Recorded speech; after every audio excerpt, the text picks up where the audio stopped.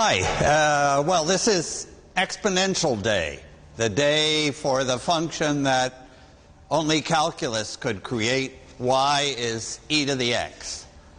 And it couldn't have come from algebra, because however we approach e to the x, there's some limiting step. Something goes to zero, something goes to infinity. I've got different ways to reach e to the x, but all of them involve that limiting process, which we haven't discussed in full. Let me come back at a later time to the whole theory, discussion of limits, and just go forward here with this highly important function. And I'd like to start with its most important property, which is, so it has this remarkable property that its slope is equal to itself. That's what is special about e to the x. Its slope is equal to the slope is equal to the function. Now, I have to admit that if we had a function like that, y equal e to the x, then 2e to the x would work just as well, or 10e to the x. Those would, the factor 2 or the factor 10 would be in y, and it would also be in the slope, and it would cancel. And this is a differential equation, our first differential equation. A differential equation is an equation that involves, as this one does, the function and the slope. It connects them, and that's the fantastic description of nature, is by differential equations. So it's great to see this one early, and it's the most important one. When you get this one, you've got a whole lot of others solved. Okay, but I needed to give it a starting point so that the solution would be e to the x and not 10e to the x. So where shall I start it? Well, if I want it to be an e to the x, then when x is 0, e to the 0 power, some number to the 0 power, is always 1. So let me start this. Y equals 1 at x equals 0. Differential equations, you have to tell where they begin. So that's our starting point. And do you see what this means? This means that it starts at 1, and what's its slope at the starting point? The slope is also 1, so it's climbing. As it climbs, so y gets larger because it's got a positive slope. As y gets larger, the slope gets larger, so it climbs faster. And then it's gone higher, y is bigger, the slope is equal, so the slope is also bigger, so it climbs even faster. It just takes off. It climbs much faster than x to the 100th power. You might take y equal x to the 100th. That's climbing pretty well.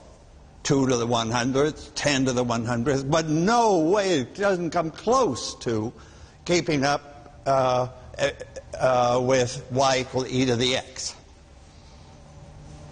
Okay, I've got several things to do, and one more thing I have to do. This is a key property, but there's another key property that is true for any 2 to the x, 3 to the x, e to the x. And that key property is also to show, I have to show this, that my function, e to the x, times e to the possibly a different x, is equal to, do you know what we want here? This has got to come out of the construction, out of this property. It's got to come, but we want this to deserve to be called some number to the x power. If we take some number x times and multiply it by that same number, capital X times, then we've got that number how many times?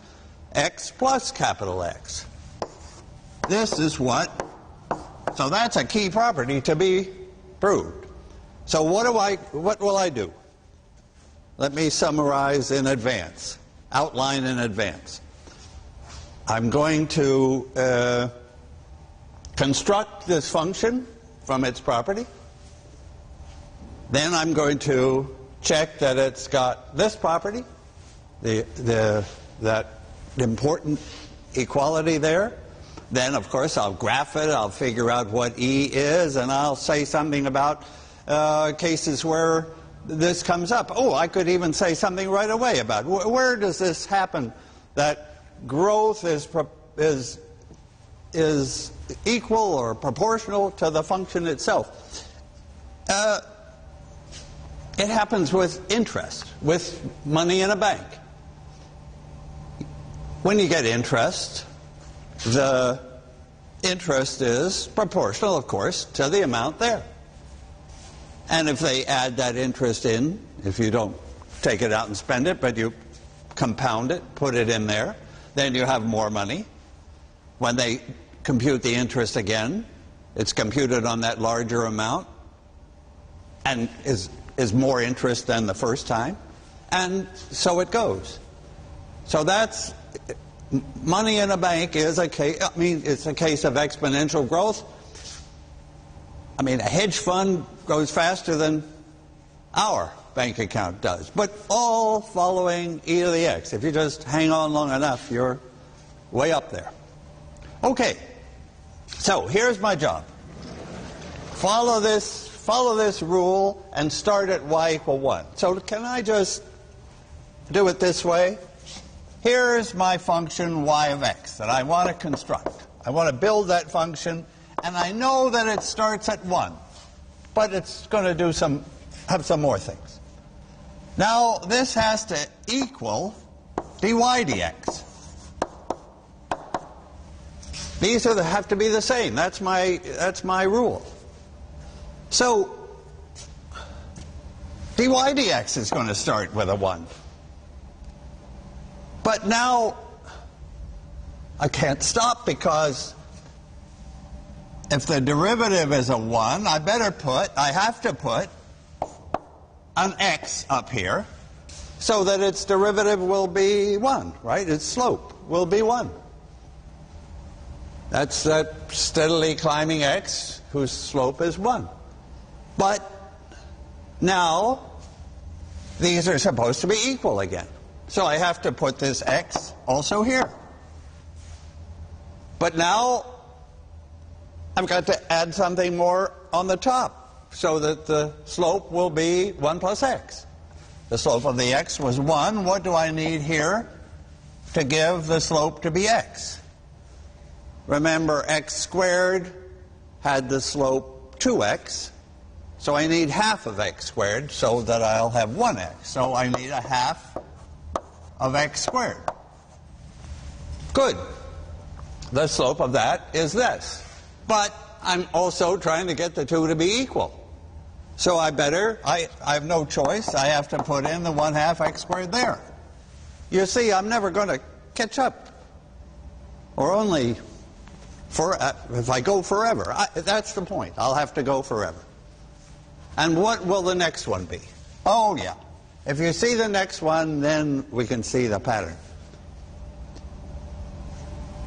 So it's going to be, now what am I doing? This one has to have this slope. I'm trying to I'm fixing the top line now. If I'm aiming for a slope of x squared, then I need some number of x cubes. So how many x cubes do I need? Well, I need to know what's the slope of x cubed.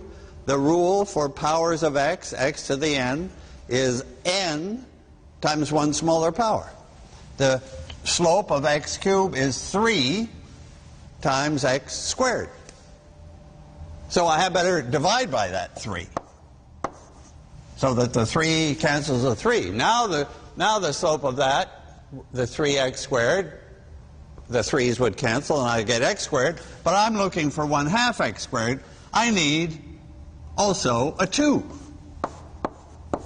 Do you see that it's 1/6 of x cubed that's going to do the job? 1/6 of x cubed. Because the slope, the 3 cancels the 3, and I wanted to end up with a 2. And now, you know what's coming. These are supposed to be equal. I have to have this 1/6 x cubed down here too. And I never get to stop. Can you see, we have to see, okay, what is a typical, after I've done this, say, n times? I'd like to have some idea of what is it when I get up to x to some nth power.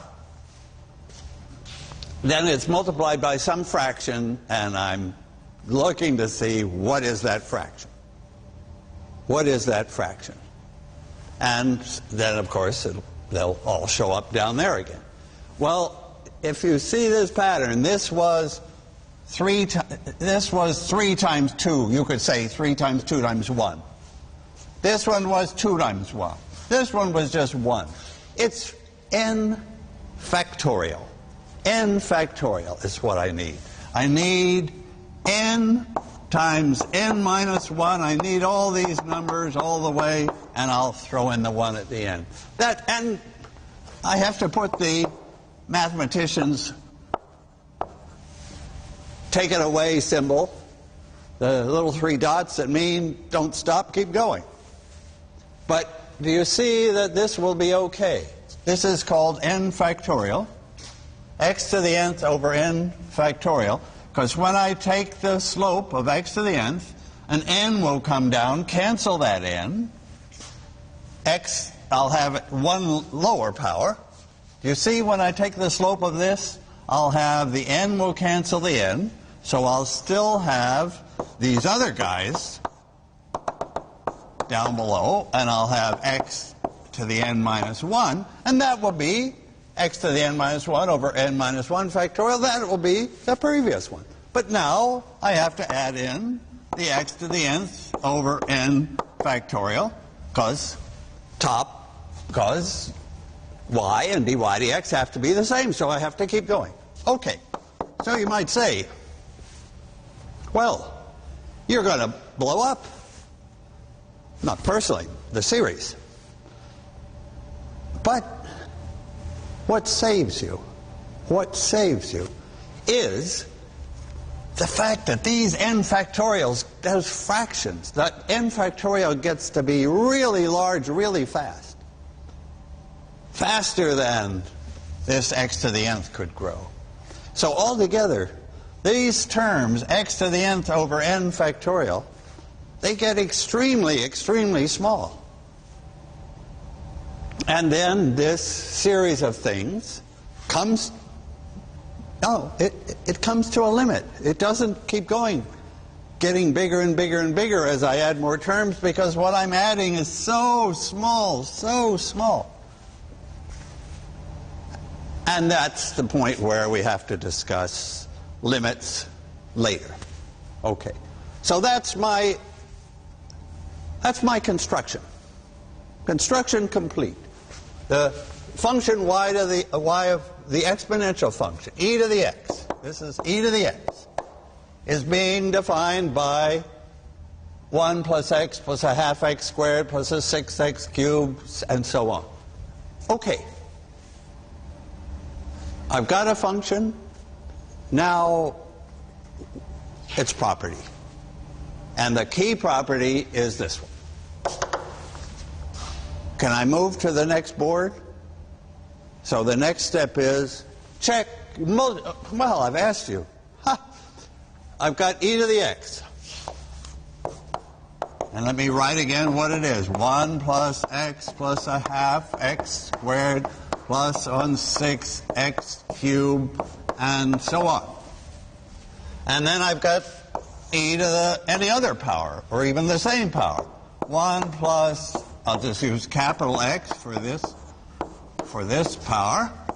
1/6 of capital X cubed plus so on. And I want to multiply those and see what I get. Okay, I apologize. here I ask you to believe in this infinite series, and, you know, a little dodgy, but it works. And now I ask you to multiply two of the things. You might say, okay, you're asking a lot here, but go, just hang on. Let's multiply these. E to the x times e to the capital X. Because that's what I'm interested in knowing. Okay, can you just do all the multiplications? So, and we'll see what we get. Okay, so 1 times 1 is 1, no problem. 1 times x is the x. 1 times this x is the big X. Now, can I keep going? All right. Well, 1 times a half x squared is... And now I have a x times a big X. And now I have a 1 times a half big X squared. And more, of course. Notice the way I'm doing it is like I'm keeping all the things that have 2 x's together. And then I would keep all the things that have 3 x's together, and so on. Now, what is it that I'm hoping? I'm hoping that this is the same as the series for x plus capital X. Okay, what's that? That's my exponential series, and every time I have to put in x plus capital X. In other words, of course, it starts with 1, and then it has the x plus capital X, and then it has the 1/2 of x plus capital X squared, and it keeps going. And I just want you to say yes. I guess I hope you say yes when I ask, is this big multiplication the same as this one? Well, I think it is. Let's start the check anyway. The 1s are good. The x and the x. I'm really just putting parentheses around all the... Now I'm going to put parentheses around all the second degree terms and say, is that the same as that? Yeah, this is the critical point here. Do we at least start out correctly? So you have to remember how do you do, but of course you do remember how to multiply x plus capital X by itself. You just do the multiplications. X, when I multiply that by itself, I get x squared. With a half, I get that. And then you remember, how many x times x's do I get? Little x times big X, there would be 2 of those. But then the 1/2 factor leaves me with 1, and that's what I want. And then finally, this guy by himself, squared, is the 1/2 capital X squared that I also want. So far, so good.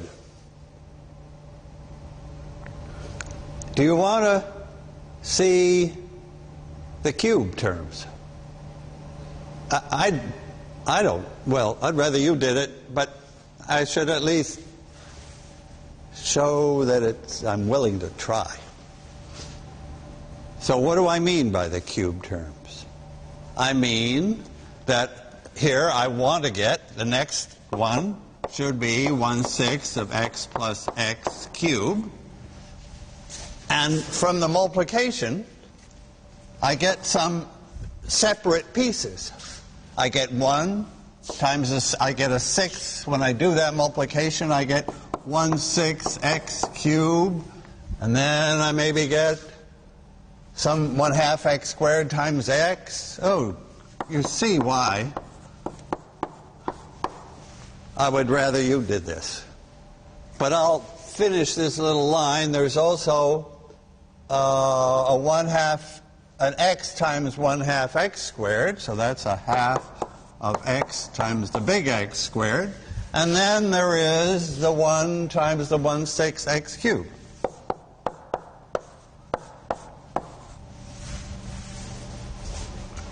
So those are the 4 pieces that come. third degree when I do the big multiplication, and they have to match the third degree term in the last line. And they do match. If we cube thing, do you remember the right words to say now? Binomial theorem.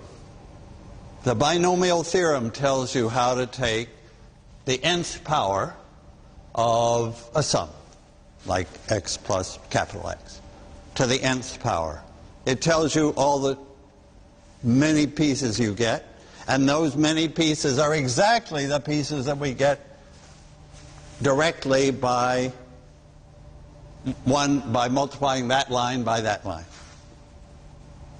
So the binomial theorem at long last pays off and confirms our great property here. So this is a big deal. Okay. So let me now come back here, having checked that. I wanted to say something about this series. 1 plus x plus a half x squared, where the typical term is x to the nth over n factorial. This is the, I would say, the second most important infinite series in mathematics, the exponential series. And it's the way I wanted to construct e to the x by matching term by term and seeing that these n factorials show up. You might want to know, what's the most important series? Reasonable question. For me, the most important series would be the one looking like this, except it doesn't have the fractions.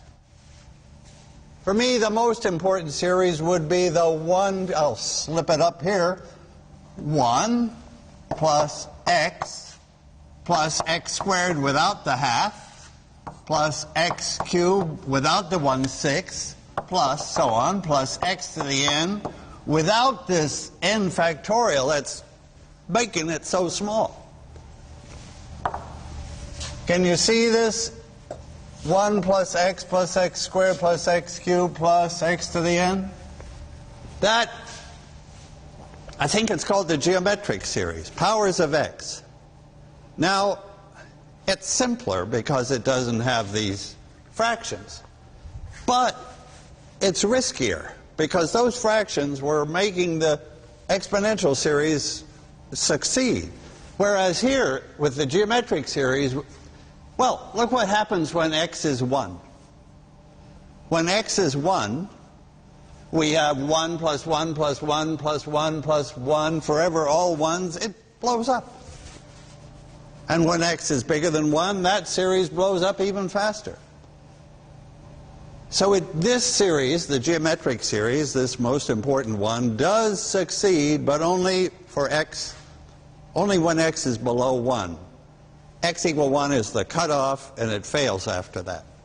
There is no cutoff for the exponential series because of these dividing by these bigger and bigger numbers. This works for all x. Okay, so those are the two series. Okay. Now, what happens, so let me ask you, what happens if I put x equal 1 in the exponential series? That gives me e to the first power, which is e. So finally, you may say, this is rather late in the day, I'm going to figure out what e is from this series. Put in, set x equal 1, and you learn that e to the first power, which is e, is, can I just put it in? 1 plus, x is 1 plus 1/2 of 1 squared plus 1/6 of 1 cubed. What's the next term in this? So these are numbers now, and I'm getting a number. I'm getting this incredible number e, named after Euler. Euler was a fantastic mathematician. I think he wrote more important papers than any mathematician in history. So he was allowed to name this number after himself. E. E-U-L-E-R, his name is spelled.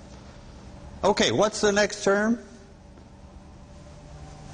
This is 3 factorial, right? 3 times 2 times 1. The next term will be 4 factorial. I'll multiply that by 4. It'll be a 24th. And then times 5, 120th. And so on. They're getting small. What can I tell you about this number? It will be a definite number. It's more than, well, it's certainly more than 2.5, because I start with 2.5 here, and then I add these. Well, I could even throw in 1/6. It's more than 2 2/3, would that be? If I quit here, I'd have 2 2/3, and then I get a little more. It's easy to show. No way you would reach as far as 3. These later terms are dropping too fast. And actually, the number turns out to be, so it's 2 point something, let's see, a little more than 2 2/3. So it's around 2.7. But it's not exactly 2.7. In fact, it's not exactly any fraction or any finite decimal. It goes on and on. 1, 8, 2, 8, something. I think there are like more 8s than you'd expect right here at the beginning, but then in the long run, not. In the long run, yeah, so that's the number E. Okay. Oh, so now we know E. We know e to the x, we know E, we know this thing. I should draw a graph, right? That's the other thing you do with a function, is draw a graph. Okay, so here's a graph. This is x. Let me put in x equals 0 here and x equals 1 here. And this is going to be a graph of e to the x. And at x equals 0, what is it? We started with that. It should be, so this is y. I'm graphing y. And it starts at 1. That's what we said. At x equals 0, I've started at 1 with a slope of 1. So I have a slope of 1, but the slope is climbing up, and it reaches here. That height is what? E. That height is E. So, because when we said x equal 1 here, we got E. So it's climbing, climbing, climbing. And now what about on the other side? That had a slope of 1, so it was more like that. Now what about when x is negative? When x is negative, this is a highly useful fact. Suppose, well, I want to think about e to the minus x. Well, now let me just take capital X to be minus little x. So I get e to the x times e to the minus x. What is that? What does that equal? If I multiply e to the x times e to the minus x, as usual, I'm supposed to add these. I get 0, so I get e to the 0, which is 1. In other words, e to the minus x is 1 over e to the x, which we fully expected. So that at x equal minus 1 here, I'm down to 1 over e, 1/3 approximately. So it's going down. This is, in this way, it's decaying very fast. It almost touches that line, but never quite. This way, it's climbing.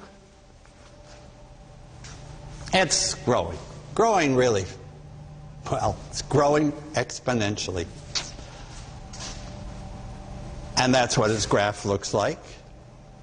And now I would like to connect back at the end of this lecture to the insurance business, to the interest business, the bank compounding interest. Can I take your time with that important example of the exponential function? And we'll see a new way to reach e. I like this way. I like the way we did it with the infinite series. But here's another way. So, suppose you're getting 100% interest. Generous bank. Okay. So then, and you start with $1 at 100% now. It's the 100%. And the bank gives you interest at the end of every year. So at the end of the first year, you had $1 in the bank. It adds in 100%. It adds in another $1. So now you've got $2 in the bank after the first year. At the end of the second year, it gives you 100% of what you've got in the bank. So it gives you 2 more. It gives you 4.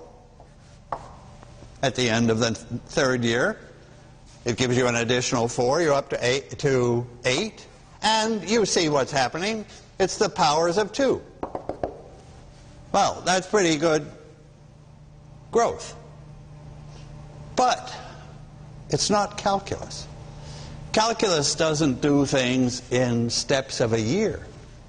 Calculus says, cut that step down. I mean, you would want to ask your bank, couldn't you just, like, figure the interest a little more often and put it in there, like figure it every month?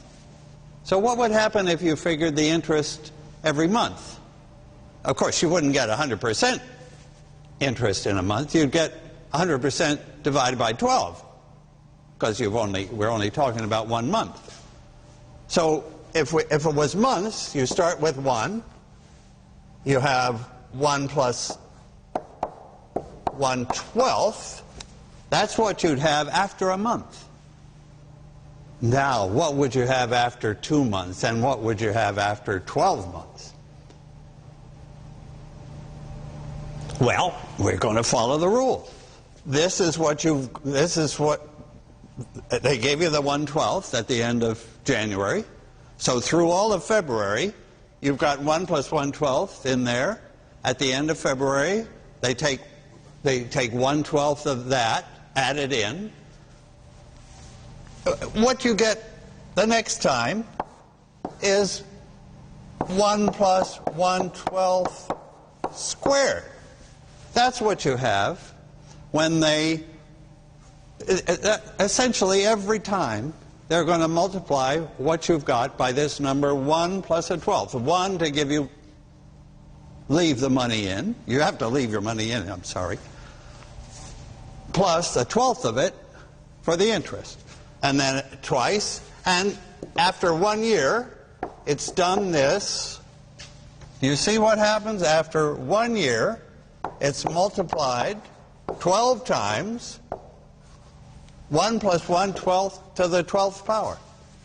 And that's better than 2, right? You got the 2 only when they put the interest in just once a year. Now we're speeding up the bank and getting more out of it. So I don't know exactly what 1 plus 1/12 to the 12th power is, but I know it's more than 2, and actually I'm sure it's not more than 3. In fact, yeah, I'm claiming that it's not as much as E, 2.7. So, but it was worth doing to get them to compound every month. But of course, you think, okay, I'm on to a good thing. Every day, why not? So what would every day be? 1 plus 1 365th. That's the interest you would get for just that day, but then they would compound it 365 times. So that would be a little more than this, because they're adding the interest in more frequently. And in general, I'm going to divide the year up into n pieces. In every piece, they multiply my wealth by 1 plus 1 over n, and they do it n times in a year. And the beautiful thing is that as n goes to infinity, and calculus comes in because we're asking them to compound interest continuously, not just every month, not every day, but not every second even, but all the time. You don't get an infinite amount out of this. You get E. That approaches, as n gets bigger, that approaches this number E. That's another way to construct E. As the limit, you see this is like, as n gets bigger, it's like 1 to the infinity, which is kind of meaningless. I don't want to say that 1 to the infinity. I had an email the other day that said, well, 1 to the infinity is E. What's happening? But that's not true. It's this thing that's going to 1, this thing that's going to infinity, then the combination goes to E. Okay. So that's the application that shows the number E appearing again. Okay. You've got the essence of e to the x. I just would like to say one thing coming back to the very beginning here. The great differential equation dy dx equal y. That was beautiful, which we've now solved. Now, I want to ask, what if the differential equation was dy dx is some multiple of y? How would that come up? Well, up to now, C was 1. We were getting 100% interest per year. But now, if C is sort of the interest rate, the growth rate, or the decay rate if C is negative, we may be losing money in this bank. So, can I just tell you what is the solution to this differential equation? When I tell you, and we learn about taking derivatives, you'll see, of course, that's all it is. It's just the solution to this one. Also, I'll also start at 1. The solution to that one is y of x is e is coming in again, to the cx. What I'm doing is like changing the rate at, I've made the rate of change c. And then that c is going to come up there, and in the derivative, the slope of this guy, that c will come down. The slope of this will be c e to the cx, which is cy, which is what that second differential equation tells us. So that's just a comment looking ahead, that we've solved not only the most important differential equation with the most important function that calculus creates, but a whole collection of related equations in which the rate can be any fixed number, C. Okay, thank you. This has been a production of MIT OpenCourseWare and MITStrang4. Funding for this video was provided by the Lord Foundation. To help OCW continue to provide free and open access to MIT courses, please make a donation at ocw.mit.edu/donate.